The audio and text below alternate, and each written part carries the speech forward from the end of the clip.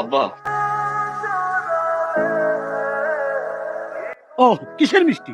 বাইকের। কোথায় পেয়েছো বাবা? হ্যাঁ? আবার ড্র থেকে টাকা চুরি করে মোটরসাইকেল কিনছে আব্বা। কিনছি তোমার টাকা দিয়ে কিনছি। কি? হ্যাঁ কিনছি তোমার টাকা দিয়ে।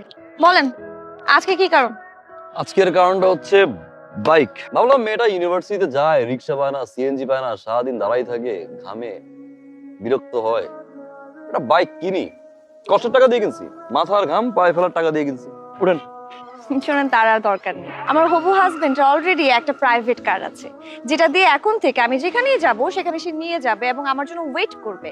আমার কাজ যখন শেষ হবে তখন সেখান থেকে আমাকে সুন্দর মতো আমার বাসায় এনে আমাকে পৌঁছায় দিবে। এত কাল মানে অনেক আগে থেকে আমাদের মধ্যে কথাবার্তা হচ্ছিল, আমাকে তারা পছন্দ করেছে এবং আমিও পছন্দ করেছি। শুধুমাত্র এখন বিয়ের তারিখটা বাকি, আর সব পর।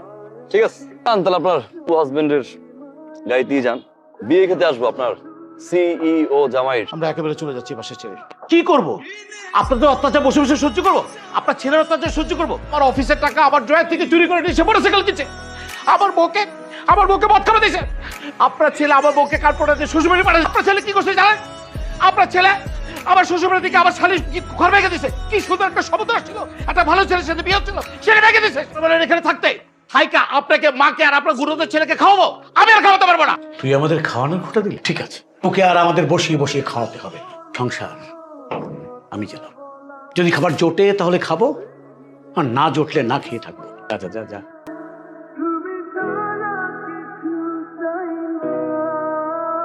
ভাবি ভাবি তুই কি আম্মা? ভাবিরে দিয়ে কি করবি? তো ভাবিরে খুঁজতে পারি না আমি।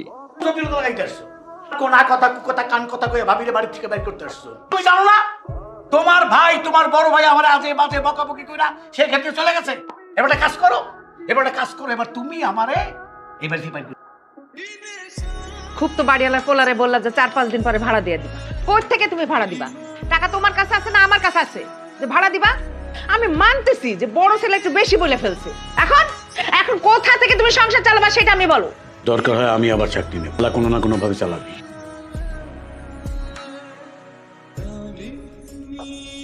খাওয়া তো শেষ হয়ে গেল, দুধ কোথায়? দুধ টানতে বলো।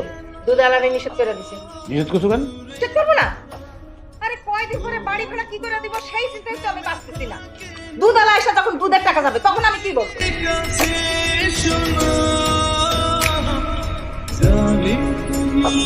ভালো আছেন আপনি? আমি ভালো নাই। আমার সামনের উইকে আমার বিয়ে ঠিক হয়ে গেছে। আপনি প্লিজ আমার এই বিয়েটা ভেঙে দেন, প্লিজ প্লিজ, যেভাবে হোক আমার এই বিয়েটা ভেঙে দেন। এখন আর পাগলামি করার বয়স আছে, বিয়েটা করে ফেলেন। হ্যাঁ আমি বিয়ে করবো, কিন্তু সেটা আপনাকে ভালোবাসি, সেটা বলতে পারিনি কখনো। আমি আপনাকে ছাড়া অন্য কোথাও বিয়ে করতে পারবো না। সম্ভব সম্ভব না মানে? আমি জানি আপনি আমাকে ভালোবাসেন। ভালোবাসা হচ্ছে এক ধরনের ফ্যান্টাসি, আর এই ফ্যান্টাসি মাঝে মাঝে রিয়েলিটির কাছে ফিরে যায়। আমার রিয়েলিটি হচ্ছে আমার মা, আমার বাবা, আমাদের সংসার।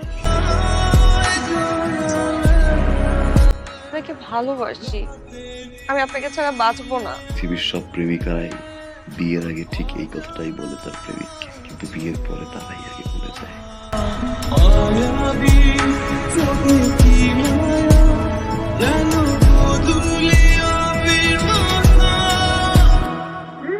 কেমন আছেন? ভালো, আপনি? ভালো। এটা রাখো ভাইয়া। এটা কি?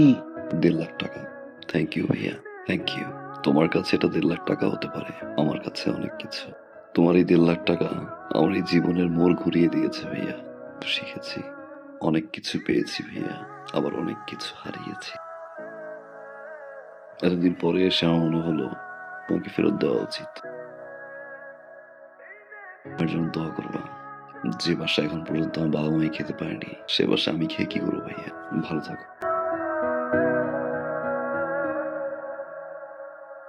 মা, আগামী 15 তারিখে আমাদের ফ্লাইট।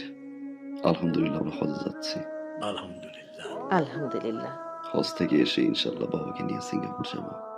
হার্টের ট্রিটমেন্ট ওইখান থেকে করাই নিয়ে আসবো। এত কিছু ভাবতে হবে না, আমি যতদিন আছি তোমাদের সেবা করে যাবো।